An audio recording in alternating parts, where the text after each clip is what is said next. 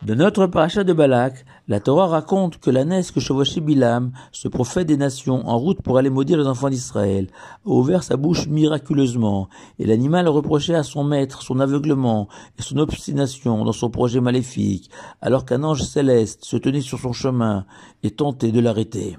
La suite est connue. Bilam s'entêta, tua son ânesse et finit par offrir aux enfants d'Israël les plus belles bénédictions jamais reçues.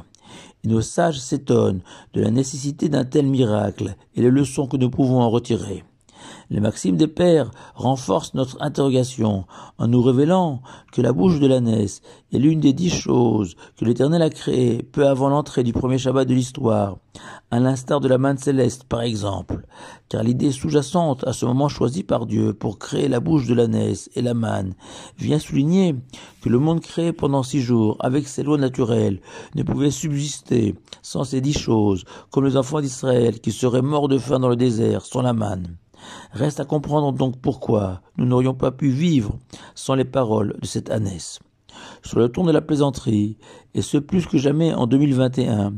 où Internet et les réseaux sociaux ont totalement libéré la parole, où tout le monde s'exprime sur tout, véhiculant des tas d'inepties, émanant parfois même de personnes a priori sensées et cultivées, la Torah vient à travers ce miracle nous rassurer et nous dire que même les ânes peuvent être dotés du don de la parole. Plus sérieusement, le Kli Yakar explique que ce miracle est venu convaincre Bilam et à travers lui l'ensemble de l'humanité que de la même manière que la bouche de l'ânesse n'a été créée que pour défendre l'honneur d'Israël, ainsi lui Bilam n'aura d'autre alternative que bénir les descendants d'Abraham, Yitzhak et Yaakov, et que tous les efforts de nos ennemis au cours des siècles pour porter atteinte aux enfants d'Israël resteront vains, comme l'a lui-même reconnu Bilam. Dieu a béni les enfants d'Israël et il m'est impossible de m'y opposer.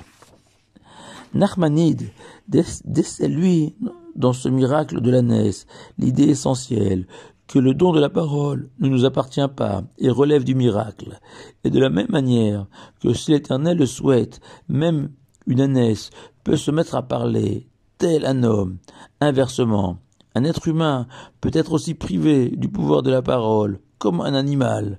car ce don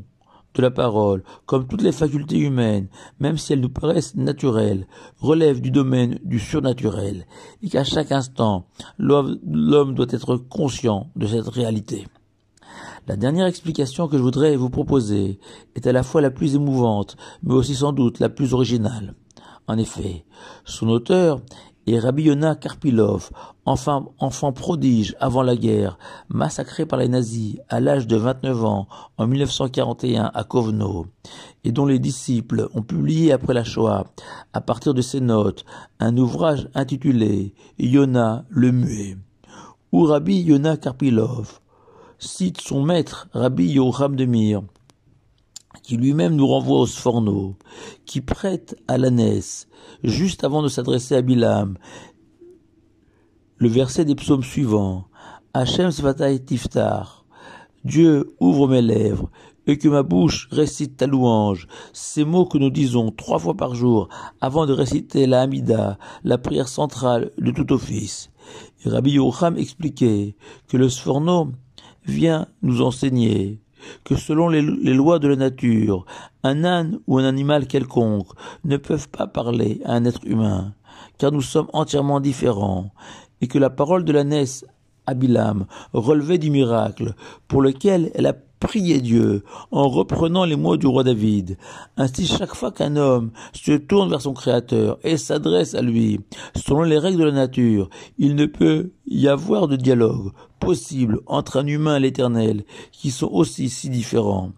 et que chaque prière adressée à Dieu relève du miracle que nous invoquons en préambule avec les paroles du roi David, avant toute Amida, Et de la même manière que l'ânesse s'est métamorphosée quelques instants pour devenir une nouvelle créature, un animal qui parle, ainsi l'homme, au moment de la prière, doit ressentir en lui un changement, une transformation, lui permettant de prier le Tout-Puissant. En un mot, la bouche de l'ânesse est venue nous révéler l'essence de toute prière, pilier essentiel du judaïsme, cette capacité à se grandir, à s'élever au-dessus de la matière et communier avec l'Éternel.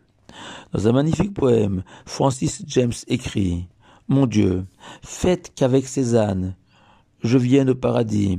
et faites que penché dans ce séjour des âmes, sur vos divines eaux, je sois pareil aux ânes, qui mireront leur douce et humble pauvreté à la limpidité de l'amour éternel. Et je peux rajouter avec certitude que l'ânesse de Bilam sera en tête du troupeau. Shabbat Shalom à vous tous.